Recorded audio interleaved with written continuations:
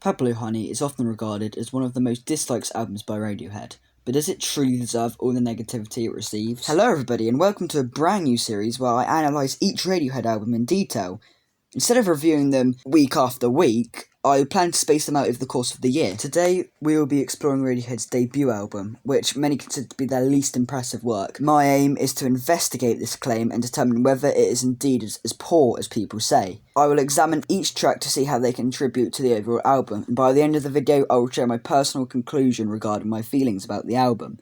Before we dive in, I just want to emphasise this entire video reflects my own opinions, and I encourage you to share your thoughts in the comment section. Also, I will be ranking each song out of 10 and putting them on this tier list. Now, let's take a listen to Pablo Honey.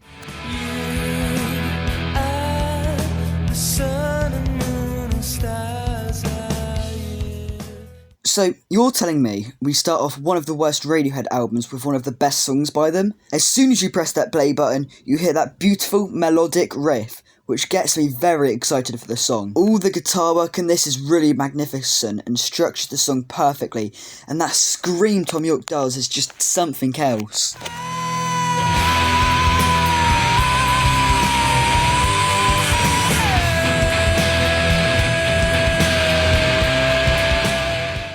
Also, the lyrics act as a sort of poem, which talks about how death is coming, but Thom Yorke is too busy caught up in love, which is an interesting topic. Get used to themes of love in this album. This is probably why people don't like it, but it doesn't take away that this track is an underrated masterpiece. This song is a solid 10 out of 10. I'm going to put it in S+. But I'm a creep.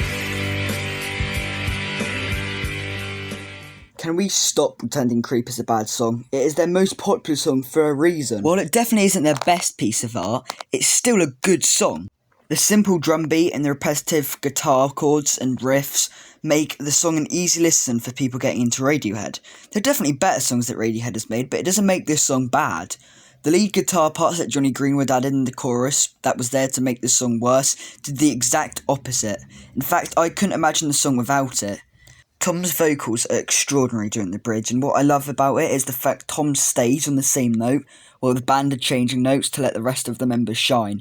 And whether you like it or not, Radiohead has definitely took from this and put this in their future songs. The lyrics are quite simple, but come on, give Radiohead a break. This was their first album after all. Call me a creep for liking this song, but I think it deserves a 9 out of 10. What stops it from being a 10 is the fact no one likes the song, so it does affect the overall listen. But I will still be putting it in S tier. Alright, enough of my glazing, let's move on to the average tracks. How Do You isn't a bad song by any means, and I believe it starts off quite strongly. However, I do find the chorus to be rather repetitive and somewhat lackluster. The song is quite short and brief, so there isn't a lot to discuss. It concludes nicely and somewhat resembles the style of recent Radiohead to some extent. While it's not a terrible song, it doesn't quite reach greatness either. It's very average, so I'd rate it like a 6 out of 10 and place it in the C tier.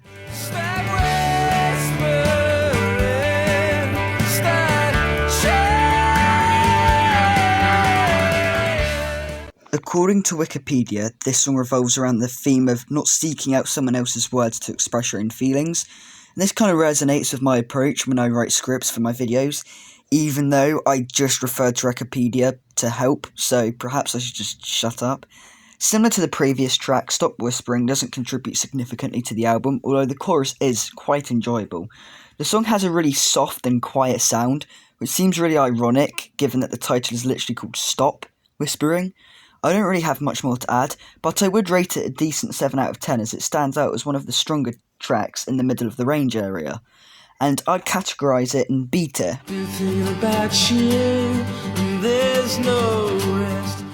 I'm sorry, but I'm not really discussing this song on my channel, you know. It's kind of disgusting, and I don't know what Thom Yorke and the rest of the band were thinking. Like, oh yeah, it would be a good idea to include this in the album, because it really wasn't. And if you're curious about the song, look it up, but I'd advise you not to. Although it is pretty obvious what it means when looking at the lyrics, you know. 1 out of 10, and I made a tier especially for this one, calling What on Earth Is This? Tier. Here we are, without running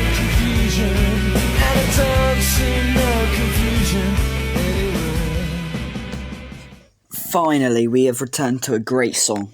Anyone Can Play Guitar has consistently been my favourite track from Pablo Honey ever since I witnessed the ridiculous MTV Beach House performance, which nearly put Tom York in danger.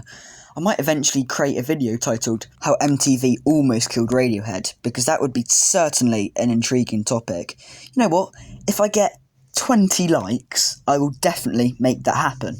Now, regarding the actual song, I can't quite pinpoint what it is that draws me to it so intensely, but it's likely due to the fact that the song gradually builds up to the chorus. I adore every part in this song. The vocals, the guitar, the bass and the drums, they're all flawless. Although I have no idea who Jim Morrison is, I do want to be him. This song ranks at the top of my list with an S+ rating and a 10 out of 10. I truly love it that much.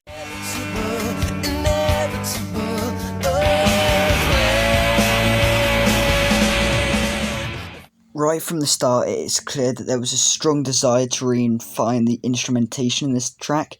The combination of the powerful guitar segments with the rapid drum fills in between contributes to making this song quite enjoyable. The chorus is incredibly lively and memorable, which adds a cheerful vibe to the song. However, the narrative tells a very different story as it revolves around someone dying in a parachute accident. Despite this somber theme, they've managed to infuse a sense of happiness into the song. It doesn't strive excessively to be the best, but I generally believe it deserves more recognition than it receives. I'd rate it a solid 8 out of 10, and I'll place it in A tier.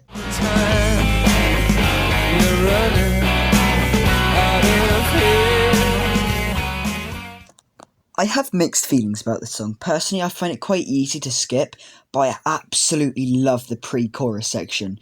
It's worth a listen. The chorus is very loud and full of energy, which makes me want to sing along at the top of my lungs. However, I think the song's introduction is rather weak, which is why I often skip it when it comes to up in my playlist. I believe that the start of the song should be the strongest part to engage the listener and prevent boredom, but unfortunately, this song falls short in that regard.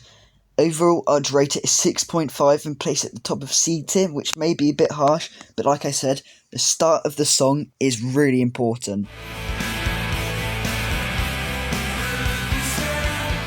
This song is quite mediocre overall. There isn't anything particularly engaging about this track. It certainly feels like a filler piece for the album. The lyrics come across as careless and uninspired, while the accompanying instruments are rather dull. I'm relieved that it isn't longer than it currently is, as have I mentioned how tedious I find this song. It really falls flat, and I don't have anything noteworthy to say about it. I'd rate it a 4 out of 10, placing it in the almost very bad category. Maybe a bit harsh, but it's really not good.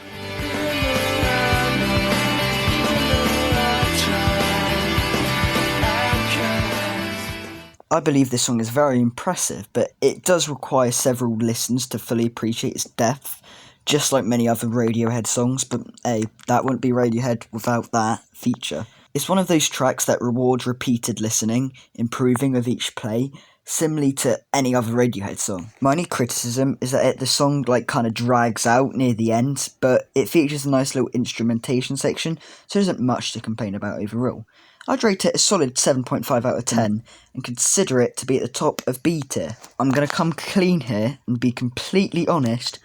I've never listened to these last two tracks, so I think it'll be interesting to record a little reaction to these songs and see how I think of them. Okay. So yeah, I've never listened to this song, but I'm just going to give it a little reaction because I can't believe I've never listened to these last two tracks. I heard Blowout's a good one, but I'm not sure about this one. Sounds alright at the start. Looking at the lyrics, this looks incredibly lazy. This isn't that good. Yeah, this isn't great actually. There's nothing special going on here at least. There's I don't know. I'm not sure. That guitar bit at that end of that lyric was pretty good. Oh, is that it for the lyrics? Oh, this isn't that good. This is absolutely shocking. And it's not that bad, but at the same time, this is really lazy. But yeah. Right, this is Blowout. I've heard a lot of good things about this track, actually. Oh, this is actually a pretty nice little tune. But I do have some high expectations, because whenever I watch videos about this album, I hear people praising this song quite a lot. Like, they say anyone can play guitar, and this song is quite good. So we'll see how that holds up. Ooh, okay, yeah. I can kind of see what's going on here. I wouldn't, as first listens, it might take a few listens to get into it, I wouldn't say it's as good as Anyone Can Play Guitar or You, but it is a pretty good song. I like the little tune in the background, the little guitar riff. I might actually learn to play that, actually. But, yeah, I think it's an alright song by the sounds of things.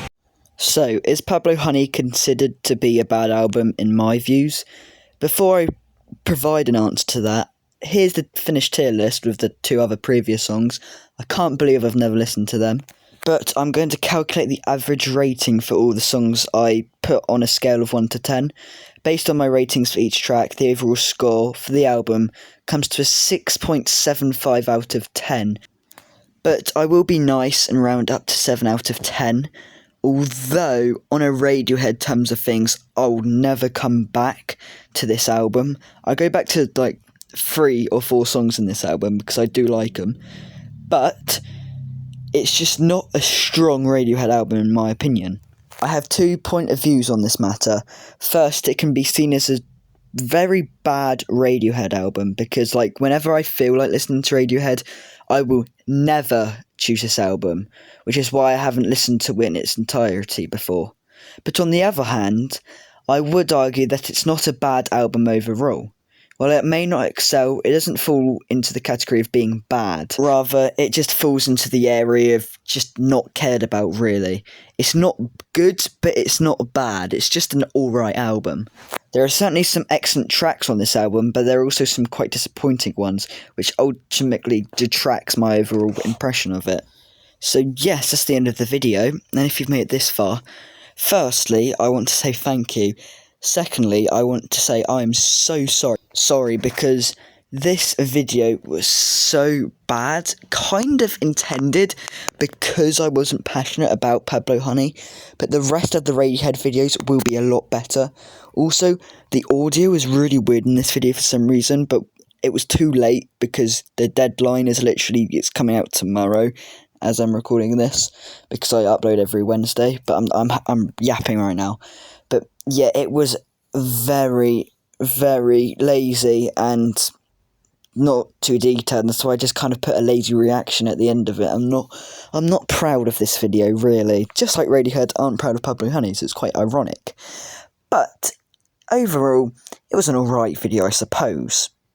Leave a like and subscribe if you want to see more, and I'll see you all next week. I promise my videos is going to be better. I promise, okay?